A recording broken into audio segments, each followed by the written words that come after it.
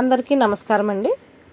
ఈరోజు మనం 1992వ సంవత్సరంలోని చందమామ కథల పుస్తకంలోని నచ్చిన బంటు అనే కథ గురించి చెప్పుకుందాం. ఒక ఊళ్ళో దాము సోము అని ఇద్దరు స్నేహితులు ఉండేవాళ్ళు. ఇద్దరూ పేదవాళ్లే కావటం చేత చిల్లర పనులు చేసుకొని జీవితం గడుపుతూ ఉండేవాళ్ళు. ఇందువల్ల వాళ్లకు సరిగా జరుగుబాటు అయ్యేది కాదు. అందుచేత వాళ్ళు కుదురుగా ఎక్కడన్నా నౌకరీ దొరుకుతుందేమోనని వెతకసాగారు. పక్క గ్రామంలో ఉన్న జమీందారు గారింట నౌకరీ దొరుకుతుందని వాళ్లకు తెలిసింది. ఇద్దరు స్నేహితులు ఒకరోజు తెల్లవారుజామునే లేచి జమీందారు గారి ఇంటికి వెళ్ళారు. వాళ్ళు పని కోసం వచ్చారని జమీందారు గారి మనిషి జమీందారుతో చెప్పాడు. జమీందారు వాళ్లను చూడలేదు, లోపలికి రమ్మనలేదు. సోమవారం నాడు ఉదయం వాళ్ళిద్దరినీ కనపడమని మనిషి ద్వారా కబురు చేశాడు. ఇద్దరూ కాళ్ళు ఈడ్చుకుంటూ వచ్చిన దారి పట్టారు. మాట్లాడేదేదో ఇప్పుడే మాట్లాడక మళ్ళీ సోమవారం నాడు రమ్మనటమేమిటి అని సోము విసుక్కున్నాడు. సోమవారం ఉదయం పెందలాడే నిద్రలేచి దాము సోము కోసం వెళ్ళాడు. సోము ముసుగు తన్ని ఇంకా నిద్రపోతున్నాడు. జమీందారు ఇంటికి పోదామా అని దాము అడిగితే, తరువాత పోదాంలే, ఏం తొందర అని గొనిగాడు. నేను పోతున్నాను, కావాలంటే నువ్వు రా అంటూ దాము బయలుదేరాడు. జమీందారు పొద్దున్నే రమ్మంటే పొద్దెక్కిపోవటం బాగుండదని అతను అనుకున్నాడు. దాము బయలుదేరిన ఒక గంటకు సోము నిద్రలేచి తాపీగా తాను కూడా జమీందారు ఇంటికి బయలుదేరాడు. జమీందారు వెళ్ళగానే దర్శనం ఇస్తాడన్న నమ్మకం ఏమీ లేదు. అలాంటప్పుడు తాము ఊరు తెల్లవారకుండా బయలుదేరటం దేనికో అని సోముకు అర్థం కాలేదు. దాము రాగానే జమీందారు నౌకరు జమీందారుతో అతని రాక గురించి చెప్పాడు. రెండోవాడు ఎందుకు రాలేదో కనుక్కో అని జమీందారు తన నౌకర్ను పంపాడు. కొంచెం ఆలస్యంగా వస్తానన్నాడు అని దాము నౌకరుకు సమాధానం చెప్పాడు. వేచి ఉండమను అని జమీందారు తన నౌకరు ద్వారా దాముకు కబురు చేశాడు. మరికొంతసేపటికి సోము కూడా వచ్చి, నేను చెప్పలేదా, నాకన్నా ముందు వచ్చి ఏం బావుకున్నావు అని దామును అడిగాడు. మరికొంతసేపటికి జమీందారు వచ్చి, పని కోసం వచ్చిన వాళ్ళు మీరేనా?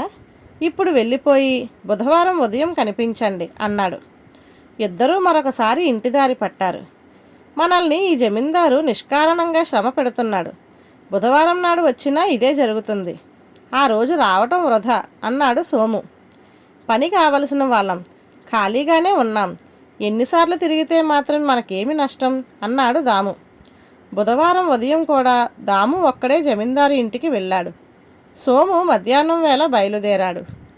ఉదయం వచ్చిన దామును జమీందారు మధ్యాహ్నం వేళ చూశాడు. ఆయన దాముకు ఇంత అన్నం పెట్టించి రేపు సాయంత్రం కనబడు అని పంపేశాడు. దాము ఇంటికి తిరిగి వస్తూ ఉండగా అతనికి సోము ఎదురయ్యాడు. సోముతో దాము జరిగినది చెప్పాడు. నాకు ముందే తెలుసురా, బిచ్చగాడికి వేసినట్టు ఒక కబలం వేసి పంపించాడన్నమాట. ఈ భాగ్యానికి రేపు సాయంకాలం మళ్ళీ వెళ్ళాలా అన్నాడు సోము. వెళితే తప్పేంటి, నిన్ను కూడా రమ్మన్నాడు. పని కావలసిన వాళ్ళం రమ్మన్నప్పుడు వెళ్ళకపోతే ఎలా అన్నాడు దాము. రేపు సాయంకాలం ఆఖరుసారి వస్తాను, మళ్ళీ రమ్మంటే రాను అన్నాడు సోము. ఆ మర్నాడు సాయంకాలం ఇద్దరూ కలిసే జమీందారు గారింటికి వెళ్ళారు. జమీందారు సేవకుడు జమీందారుతో మాట్లాడి వచ్చి, మీ పని విషయం రేపు ఉదయం మాట్లాడతారట, ఈ రాత్రికి మిమ్మల్ని ఇక్కడే ఉండమన్నారు అని చెప్పాడు. సోముకు కోపం వచ్చింది. అతను జమీందారు నౌకరుతో, పని లేదు పొమ్మని అప్పుడే చెప్పకూడదు అని, రారా దాము అంటూ ఇంటిదారి పట్టాడు.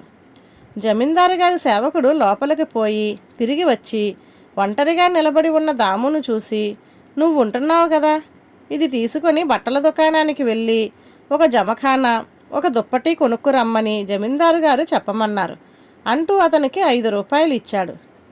దాము ఆ 2 వస్తువులు కొని చిల్లర డబ్బులు తెచ్చి జమీందారుకి ఇచ్చాడు. ఆ వస్తువులను జమీందారు తెమ్మన్నది తన కోసమేనని దాముకు తెలిసింది. ఆ రాత్రి జమీందారు గారు పెట్టించిన భోజనమే తిని జమఖానా పరుచుకొని దుప్పటి కప్పుకొని దాము నిద్రపోయాడు. మర్నాడు ఉదయం జమీందారు దాముతో, నువ్వు నాకు నచ్చావు, సోమవారం నుంచి నువ్వు పనిలో ఉన్నట్టే లెక్క, నీకు నెలకు 30 రూపాయల జీతం ఇస్తాను. నీ పని ఏమిటంటే మా జమీందారీకి చెందిన గ్రామాలకు పోయి మాకు రావలసిన దస్తు వసూలు చేసుకురావాలి. అది ఎంతో ఓపికతో చెయ్యవలసిన పని. పని బాగా చేశావంటే నీ జీతం క్రమంగా పెంచుతాను అన్నాడు.